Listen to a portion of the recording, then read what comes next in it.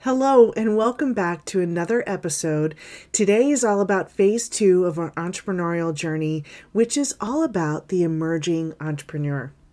So, phase number one was the budding entrepreneur. Maybe you found yourself there and maybe you didn't. But today we're going to talk about the emerging entrepreneurs. Now, again, as a recap, for those of you who are just tuning in, maybe this is where you've landed. We've already done a couple of episodes, and in the first one, I've kind of given an overview of the 5 phases of entrepreneurship. Every creative entrepreneur goes through a journey in their business. There are phases of growth, and at each phase, there are problems that exist. And those problems could happen in any one of the 6 main activities that we have to deal with in our business. Okay, so things like sales, business development, personal development, marketing, product or service fulfillment, operations, and our team, or it could be lack thereof, right? Most creatives get into business because they enjoy doing something and they think that they can make a living out of it. What they don't realize is that they aren't often prepared for what happens as they start to grow. There are a lot of invisible things as well as the tangible things that have to happen in order to succeed. So after working in my business for over 30 years and coaching other creative entrepreneurs, I started to recognize that there are at least these phases that every entrepreneur goes through to master their business. And it's not just as simple as showing up and going through the motions. Your business is a living and breathing ecosystem. And when you give it the attention it needs and deserves, you'll reap the benefits. So let's get into talking about phase number 2 today. And phase 2 is what I like to call the emerging entrepreneur. Phase 1 was the budding entrepreneur. At phase 1, you were just getting started and no one really knows who you are. And at phase 2, you're getting seen and you're starting to see the consistent revenue come in.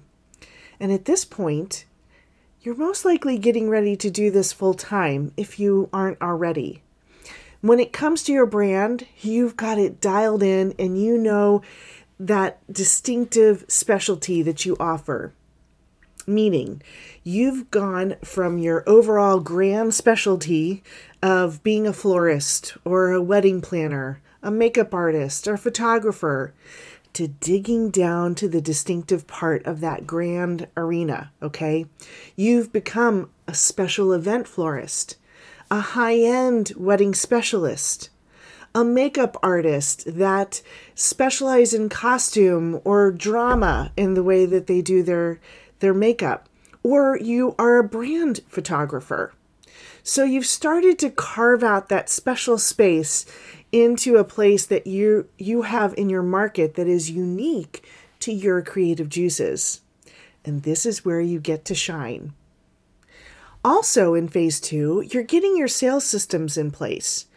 You've streamlined how to accept payments, to your contracts and agreements, and they're in place and you're getting your core product and service offerings in place. Okay, so this is where you can start to feel a bit comfortable with the delivery of how you're going to deliver those offerings too. Okay, so you've gotten used to technology to help you with your business, and especially when it's in your operations and your admin of things.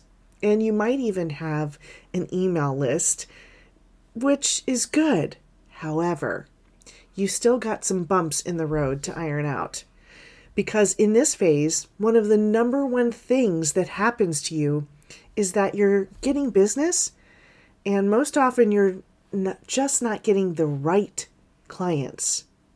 Yep, you've had enough clients coming to you that you've been able to recognize what you love to do and build your brand.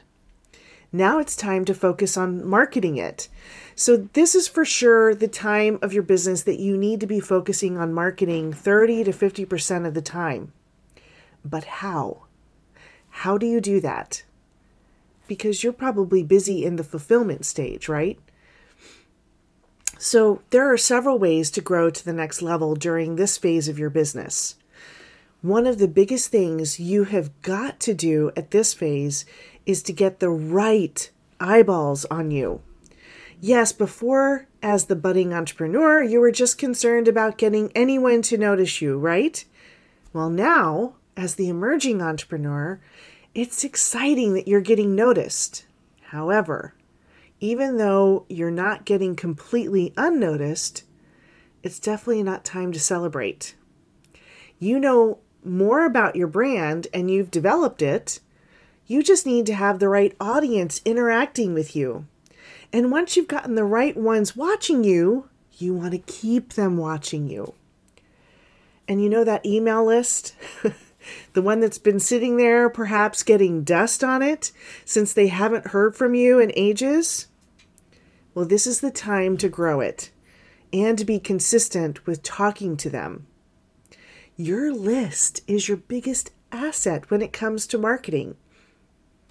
And when it comes to your social media, it's about really having a strategy for it. If you're just putting out content and you know it's really good, but it's just not getting traction, more than likely you're seeing views coming in so you can get some upward momentum, right? And the views you're getting might even be the wrong people. More than likely, you haven't quite figured out how you want to communicate your brand. And when that happens, you get the wrong clientele coming to you. You're getting ghosted when you send out your proposals or offers. You're being questioned about pricing all the time and mostly finding that those potential clients have no idea of the pricing that it takes to do what they want. And I get it. This is one of the most frustrating parts of being in this phase of your business. Figuring out how to bring in the right audience and then getting them to buy from you. You're excellent at what you do, and you know your worth, and you're pricing for that.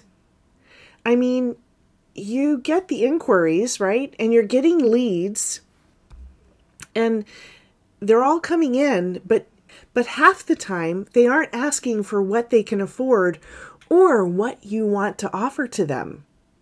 This is where creating demand comes into play.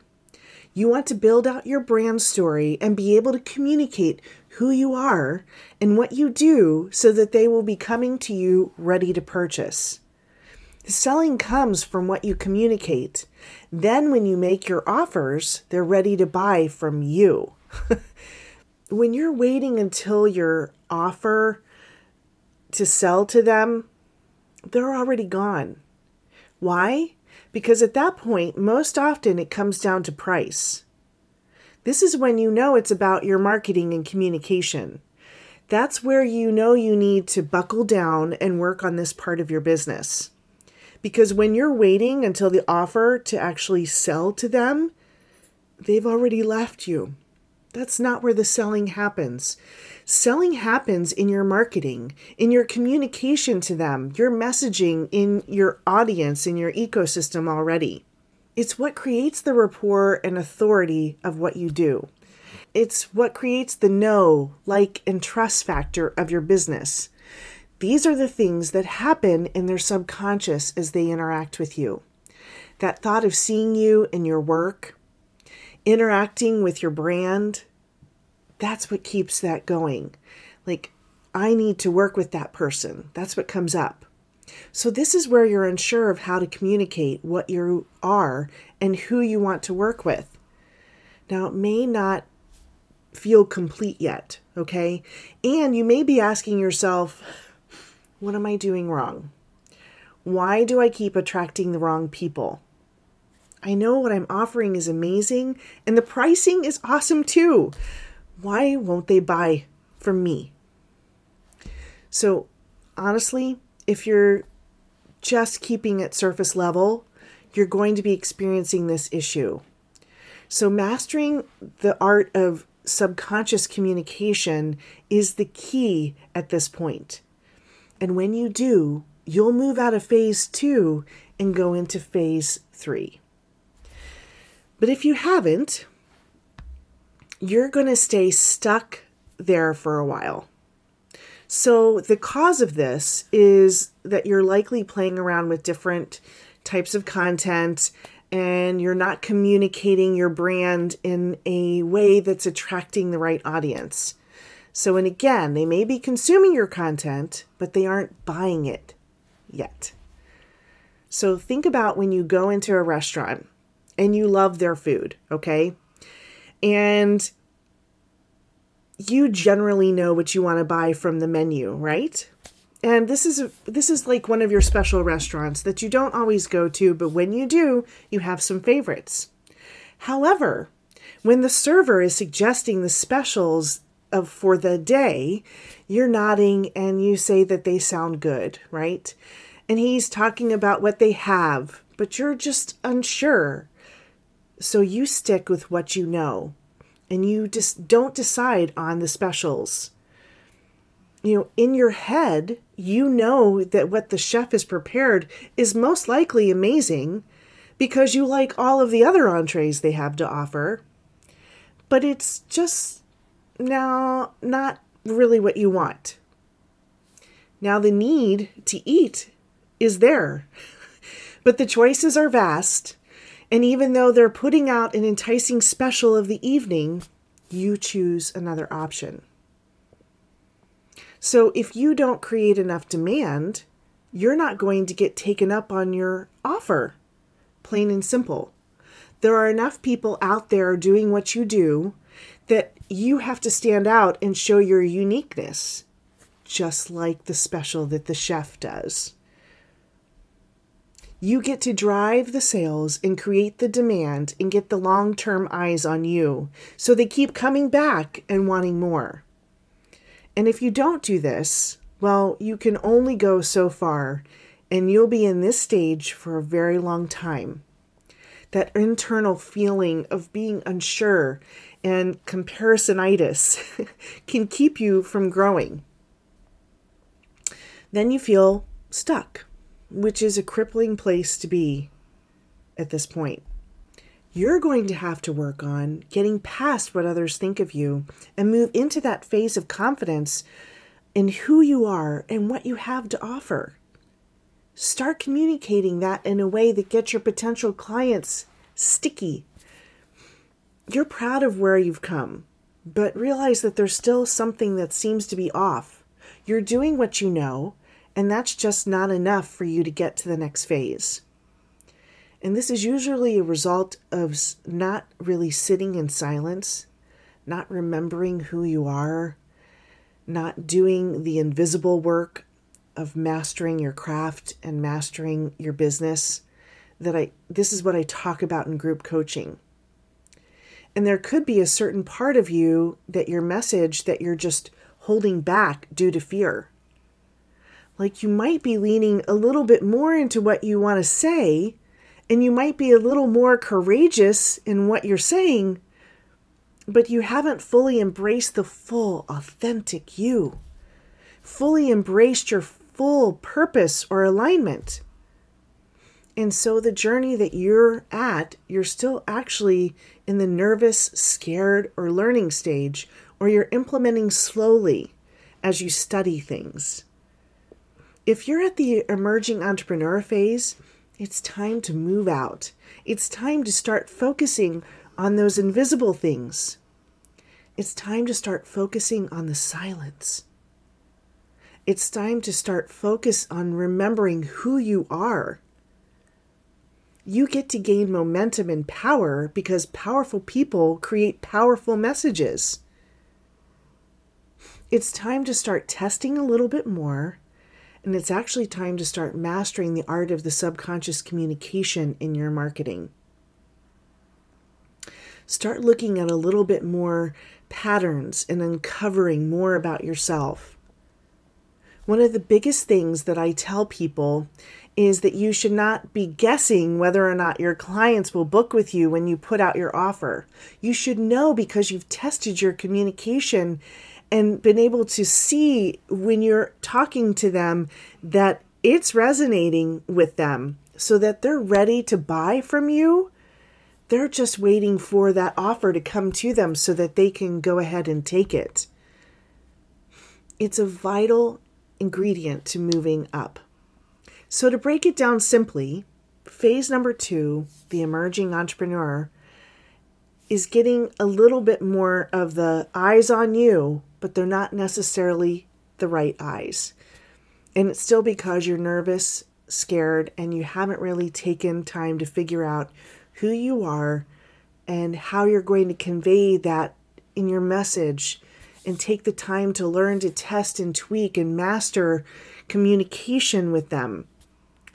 So if you find yourself at level number 2 and you're wondering when you make it to phase 3, the status quo entrepreneur, then listen next week, because we're going to be making our way through the 5 phases. So phase number 3 is not just halfway there, because I'm willing to bet that most people that haven't been at level 1 and 2 will probably be at level number 3. So when I talked about what causes it, how to move out of it, and how to get yourself to phase 4. So again, we just went over phase number 2, and level number 2 was the emerging entrepreneur. So thanks for listening. And by the way, if you've heard something that makes you realize that, hey, this is me. I want to get some help with my business so that I can change things out and move along in my business, well, then reach out. You can always book a complimentary focus call to see if coaching would be the right fit for you. Because after all, coaching is saying yes to you, not to the coach. And as my coach always says, transform people, transform people.